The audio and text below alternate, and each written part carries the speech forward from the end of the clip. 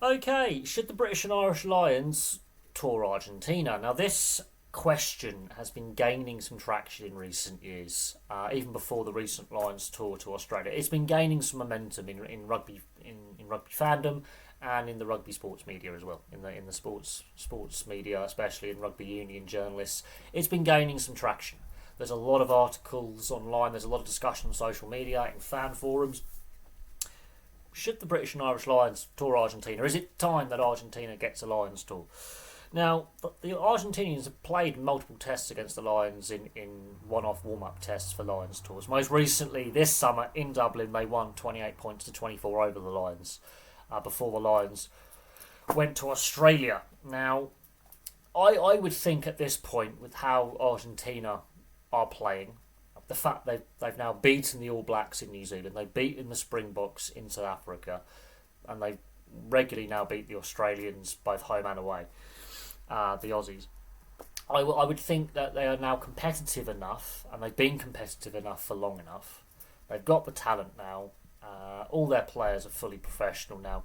I would think that the argument has gained strength, and that on a playing standpoint, it would be a very competitive test series. Plus, if you were to tour Argentina, you could possibly play a test against Uruguay and play a test against Chile or Brazil, and therefore also grow the international game in South America. Now, Uruguay and Chile are pretty decent test sides these days for Tier 2 nations, and that they would be a good warm-up test for the first test against Argentina. There'll be a pretty good set of warm-up tests, and you could rotate your squad and get some of your younger fringe players to play in those test matches. So you could also not only play 3 tests against Argentina, but play a test against Uruguay and play a test against Chile, for example. They're pretty decent test sides. Not on the same level as Tier 1, but they're pretty decent, and it would be pretty fun to see those lesser nations also get some recognition, because I do think world rugby as a whole needs to improve the growth of the game, and also get these Tier 2 and Tier 3 nations playing more meaningful test matches outside of World Cup cycles. I really do. I think that there needs to be more done to improve the lesser nations and get them more revenues and get them more recognition. So there's also that benefit as well. And Argentina are regularly making World Cup semi-finals. It will be a matter of time before Argentina appear in a World Cup final in a Rugby World Cup. I honestly believe that. With the way they're trending, I do think if they get hot at the right time, like they did in 2007, for example, where they beat France on opening night and they beat France in the third, fourth place playoff, and they were so close that, in my opinion, they were the team of the tournament. I think that they got on a good run, and they came up just short in the semi-final.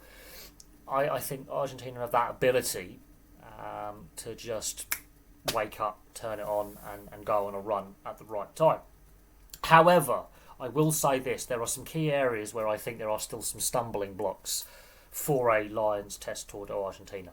I think it does happen in the future. There's a lot of politics that needs to take place. Because I will start with the politics. Firstly, South Africa, New Zealand and Australia, they get a Lions tour every 12 years. That would have to be extended to every 16 years. Would those 3 unions be happy with waiting another 4 years on top of what they already do for a Lions tour?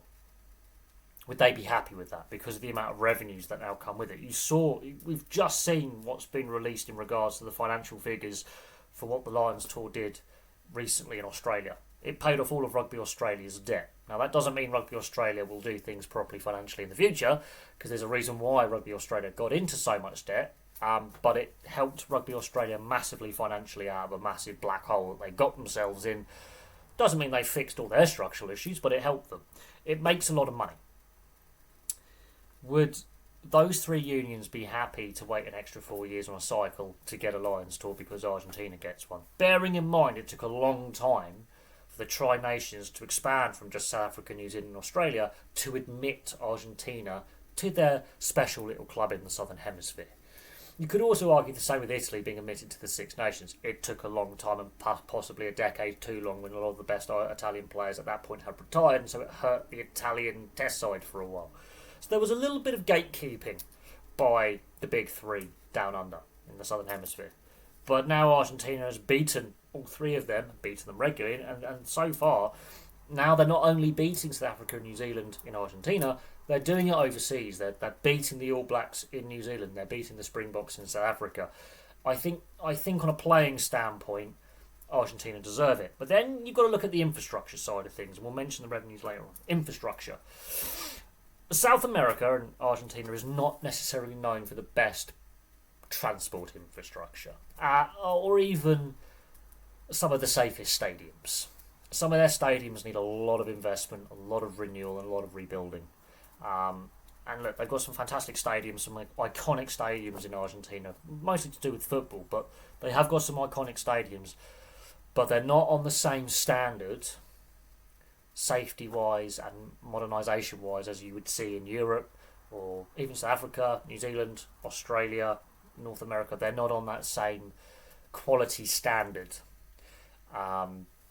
There needs to be a lot of investment in the stadium infrastructure, but also a lot of investment in transport infrastructure as well. Argentina used to have a great public transportation network, and then all the economic crises have happened in the last 40 years, and investment public transportation like rail, subway, trams has not been there for a long time. And that links into the economic crisis that Argentina is currently facing with the current government, a lot of budget cuts, high unemployment, wage stagnation. We've seen several bank runs. So there's a lot of economic uncertainty as well, which goes with Argentina, which would potentially impact revenues. Do the locals themselves have enough spare money lying around to go to games, to buy merchandise, to buy into a Lions tour? And also the TV and the sponsors, so the advertisers, the tour sponsors. Would there be enough money in the local economy for local companies to want to sponsor a Lions tour and put forward their brand and a huge chunk of their money behind them to sponsor a Lions tour? And also with the sponsors here in the UK and Ireland, with what's going on economically in Europe right now, with the potential economic crisis, is there enough money in the UK and Irish economy also? Ireland's economy is doing okay, but is there enough spare cash floating around, considering the cost of living crisis, for companies to sponsor a Lions tour and put big money behind a Lions tour? Now, yes, the Lions tour to Australia made a lot of money. A lot of that came from ticket sales. A lot of that came from TV advertising, and a lot of that came from merchandise. There was various ways that made money for Rugby Australia. Is there enough money in Argentina enough disposable income in Argentina for that to be a reality? And can the infrastructure, is the infrastructure up to standard to support a Lions tour in the sense of what we expect with the tour matches and then the main tests? Is there enough hotel infrastructure, enough public transportation infrastructure? Because that's a lot of fans that will come over. It's a lot of tickets that will be sold. That's a lot of fans that will travel over. The Lions obviously have a global fan base. They will follow. It's not just British and Irish fans. There's fans from all over the world that follow the Lions, and every 4 years they buy their tickets and they travel around the world following the Lions. But is there enough disposable income with the world economy as it is, with the cost of living crisis and with what's happening in Argentina economically? The politics side of it as well, it would be interesting if the other three unions, how they would respond, because they would have to wait that extra 4 years.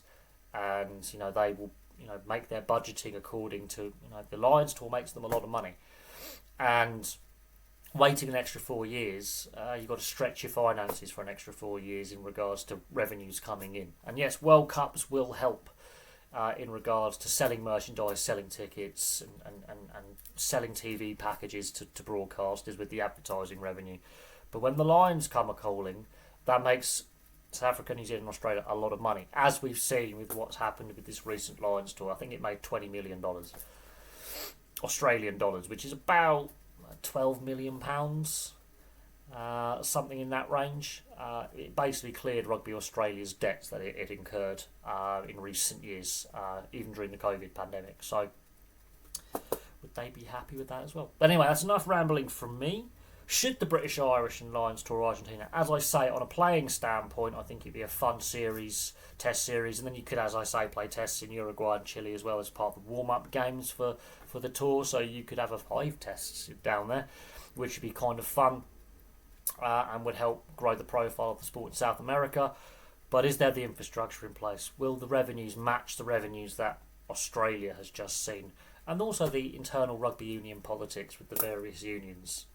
Would the other rugby championship nations be happy having to wait an extra 4 years for the tour, for a Lions tour, considering the amount of money it does make, which then they can use going forward? But there we go. Thank you very much for watching. Place your thoughts in the comments section below, and I'll have some more content for you all very, very soon.